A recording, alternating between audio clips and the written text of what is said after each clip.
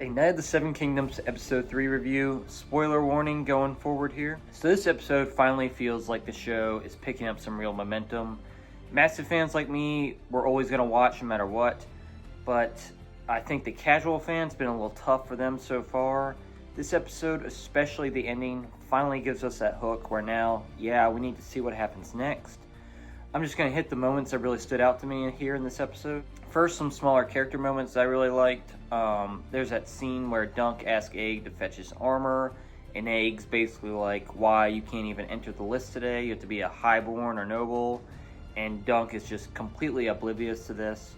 That moment really just drives home how out of his depth he is. He doesn't understand how this world works at all. He's naive, he's honest, and he genuinely believes in the idea of honor. And that plays perfectly into the joust with Prince Aerion Targaryen. Aerion straight up plays dirty and stabs the other man's horse. Dunk thinks it was all just a terrible accident, but Aang and that Lord Dunk's drinking cider with later are like, no, he absolutely did that on purpose. And Dunk can't even wrap his head around this. The idea that someone of such high station could be that dishonorable just doesn't even compute with him. Then we get to the big moment of the episode, the ending. Aerion walks in on the play that's being run throughout the season, the same one where the woman performing has been working on Dunk's shield. Of course, Aerion is wildly over-the-top offended by it, and he completely overreacts. He starts hurting the girl and anyone involved with the play. Aang runs to get Dunk. Dunk rushes in, and for a moment, he fights off as many men as he can, but he's completely outnumbered. And this is where it gets a little scary. Aerion is clearly about to seriously injure Dunk, probably even kill him.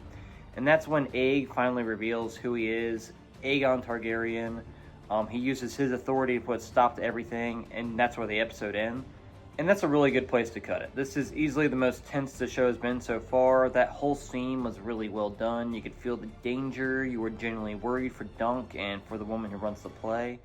And this sense of urgency and stakes that the show has been missing for me, I think it finally filled in the gap here. It really finally showed up. So overall, this is my favorite episode so far. I think it puts the show in a position where everyone is going to want to tune in next week to see what happens next. Not just the hardcore fans like myself. But what did you guys think of A Knight of the Seven Kingdoms episode 3? Let me know down in the comments below. And if you enjoyed this, like, follow, and subscribe for more videos like this.